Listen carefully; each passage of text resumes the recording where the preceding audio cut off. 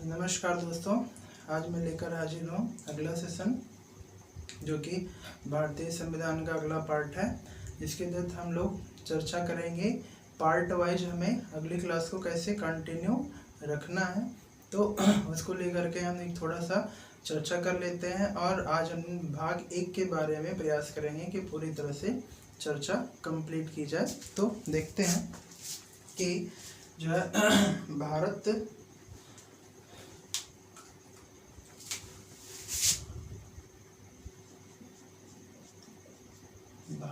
को एक अगर राज्य मान लिया जाए तो राज्य के कितने अंग होते हैं? तो किसी भी राज्य के 4 अंग होते हैं।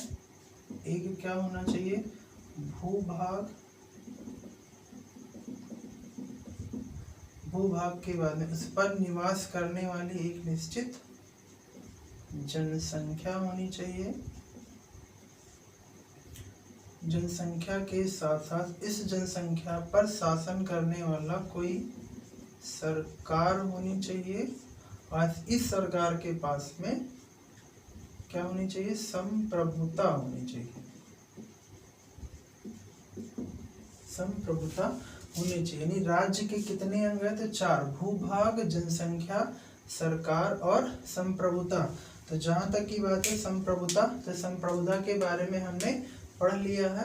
इसके अंतर्गत हम लोग प्रस्तावना को पढ़ते हैं, और प्रस्तावना को हमने पिछली क्लास में डिस्कस कर लिया गया है। तो प्रस्तावना हमारी कंप्लीट है। भूभाग के अंतर्गत क्या आता है? भाग 1। भाग 1 में क्या है?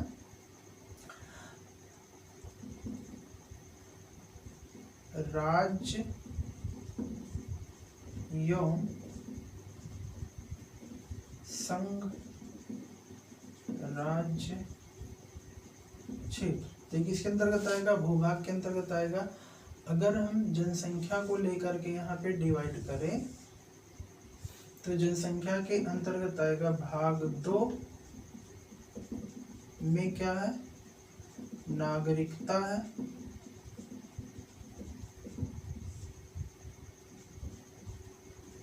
भाग 3 में अगर हम देखें तो भाग 3 में है मूल अधिकार।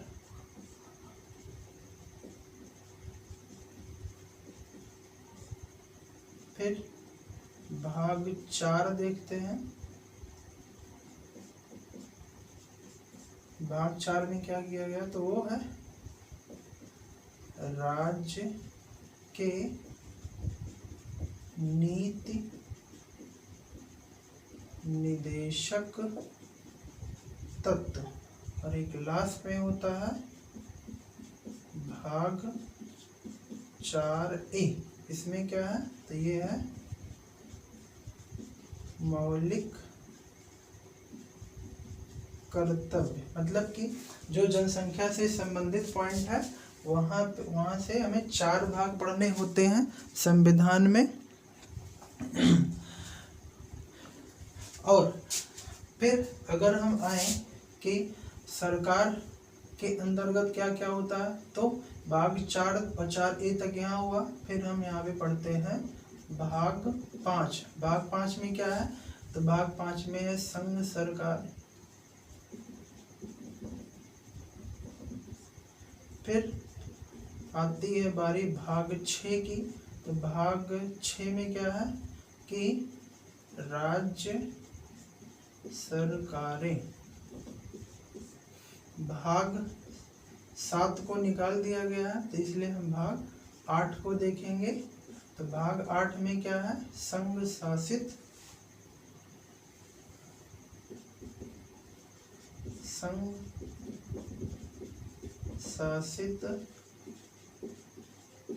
प्रदेश। और फिर भाग 8 के बाद में भाग 9 है। भाग 9 में क्या है? ग्राम पंचायतें।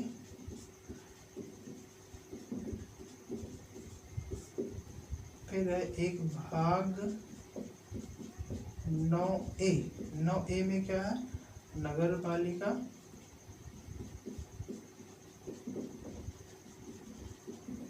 एक 9B है, भाग 9B में है सहकारी समितियां, इसके बारे में हम पिछले वीडियो में चर्चा की है। और एक है भाग 10 और भाग 16 में क्या है, क्षेत्र विशेष की सरकारें।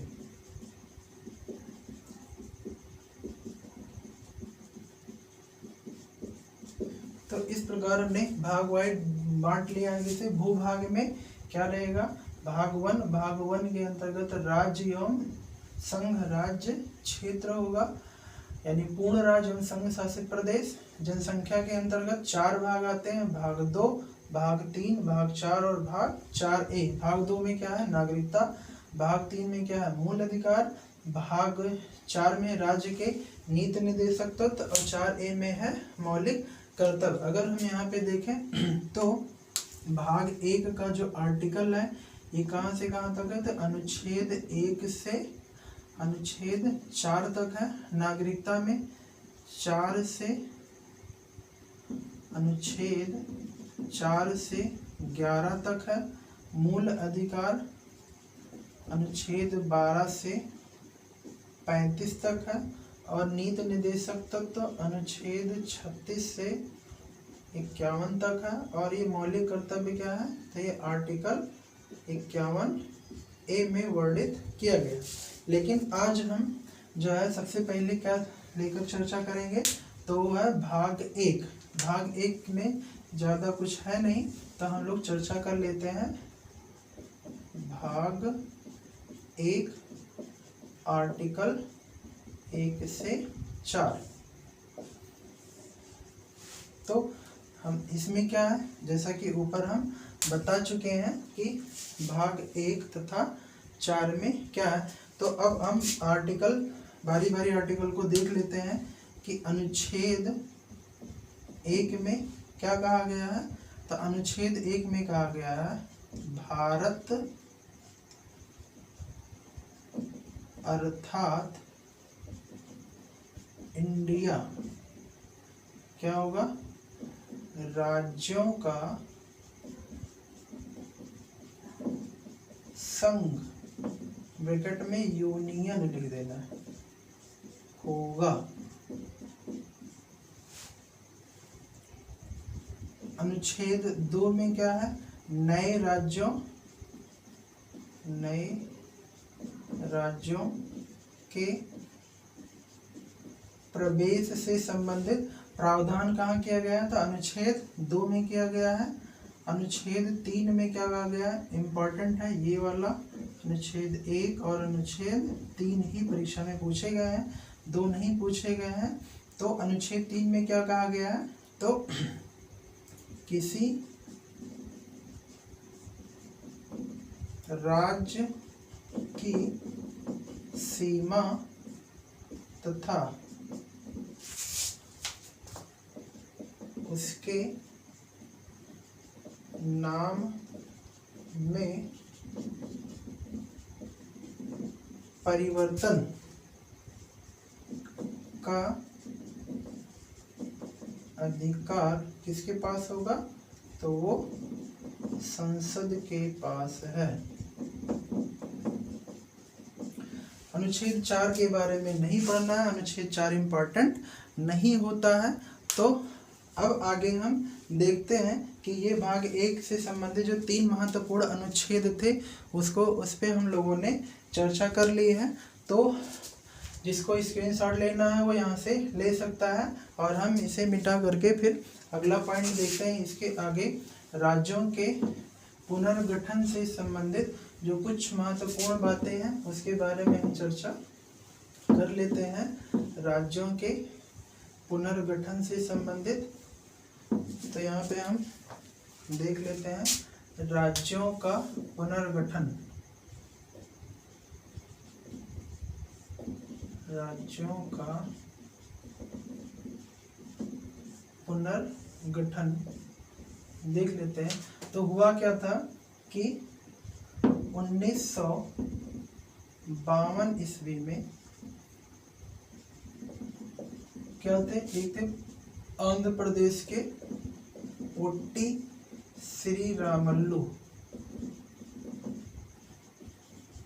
उन्होंने आंध्र प्रदेश को भाषाई आधार पर अलग करने के लिए सरकार के सामने डिमांड रखी थी और सरकार ने भाषाई आधार पर इसको मानने से या अलग करने से सहमत नहीं हुई थी, जिसके कारण इनकी दिसंबर 1952 ईस्वी में आमरण अनशन करने के कारण क्या हो जाती है, मृत्यु हो जाती है। इनकी मृत्यु के बाद में तत्कालीन सरकार ने यह निर्णय लिया कि भाषा के आधार पर राज्यों का पुनर्गठन किया जाना चाहिए या नहीं किया जाना चाहिए। हालांकि जब इनकी मृत्यु हुई तो सरकार ने इनकी मृत्यु के बाद में ही जो पहला राज्य भाषाई आधार पर अलग गठित किया था वो क्या था, आंध्र प्रदेश। इनकी मृत्यु के बाद में ही 1 अक्टूबर 1953 को भाषाई आधार पर आंध्र प्रदेश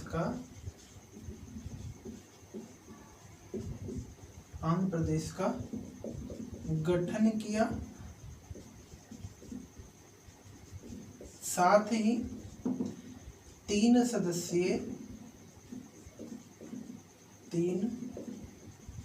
सदस्यीय राज्य पुनर्गठन आयोग की भी स्थापना की। और इसमें 3 सदस्य कौन थे, तो इसमें अध्यक्ष थे, अध्यक्ष का नाम था फजल अली। इसे फजल अली आयोग भी कहा जाता है। और 2 अन्य सदस्य जो थे, 2 अन्य सदस्य जो थे वो KM पडिक्कर और हृदयनाथ कुंजरू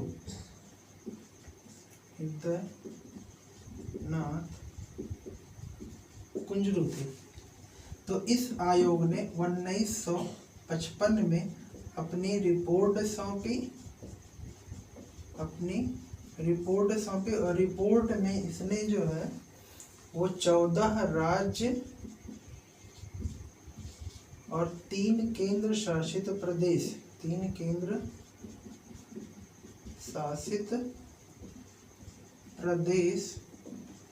के गठन संबंधी बात रखी। इसी रिपोर्ट को आधार मानकर तत्कालीन सरकार ने 1956 ईस्वी में 16 राज्य तथा माफ करिएगा, यहाँ पे थोड़ी सी जो है गलती है। यहाँ पे इसने जो रिपोर्ट प्रस्तुत की थी वो 16 राज्य तथा 3 केंद्र शासित प्रदेश था, लेकिन जो 1956 में जो गठित हुआ था वो 14 राज्य तथा 6 केंद्र शासित प्रदेश का गठन किया गया था। तो इस प्रकार अगर हम देखें राज्यों के पुनर्गठन से संबंधित जो महत्वपूर्ण प्रश्न पूछे जाते हैं, तो राज्यों के पुनर्गठन से संबंधित आज़ादी के बाद सबसे पहले बात किसने उठाई थी, तो वो थे पोट्टी श्रीरामल्लू। इन्होंने आमरण अनशन किया था, जिसके कारण दिसंबर 1952 ईस्वी में इनकी मृत्यु हो गई थी। इनकी मृत्यु के बाद में तत्कालीन सरकार ने 1 अक्टूबर 1953 ईस्वी को भाषाई आधार पर आंध्र प्रदेश का गठन किया। ये बहुत बार प्रश्न पूछा गया है, बहुत ही इम्पोर्टेंट है। साथ ही 3 सदस्यीय पुनर्गठन आयोग की स्थापना की। किसकी अध्यक्षता में, तो फजल अली थे। इस पुनर्गठन आयोग को फजल अली आयोग भी कहा जाता है, फजल अली आयोग भी कहा जाता है। इसके 2 अन्य सदस्य थे, KM पडिक्कर और हृदयनाथ कुंजरू। इस फजल अली आयोग ने अपनी रिपोर्ट 1955 ईस्वी में राज्य को सौंपी तथा उसने सलाह दी कि 16 राज्य तथा 3 केंद्र शासित प्रदेश का गठन किया जाए। इसी रिपोर्ट को आधार बना करके केंद्र सरकार ने तत्कालीन समय में यानी 1956 ईस्वी में 14 राज्य तथा 6 केंद्र शासित प्रदेश का गठन किया था। तो ये भाग 1 से संबंधित जो महत्वपूर्ण प्रश्न थे उनको हमने शामिल करने का प्रयास किया था। इसमें एक शॉर्ट वीडियो और बनाएंगे हम, जिसके अंतर्गत ये हम पढ़ेंगे कि कौन से राज्य को कब पूर्ण राज्य का दर्जा मिला था। जैसे हरियाणा को 1966 में मिला था, ऐसे ही बिहार से जो है झारखंड को अलग किया गया था, उत्तर प्रदेश से उत्तराखंड को अलग किया गया।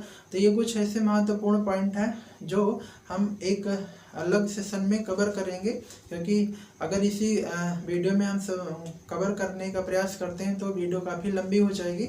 और ये जो हमने पीछे चर्चा की, इससे संबंधित कुछ महत्वपूर्ण प्रश्न हमने बोर्ड पर लिखे हैं, इनके आंसर के बारे में हम चर्चा कर लेते हैं।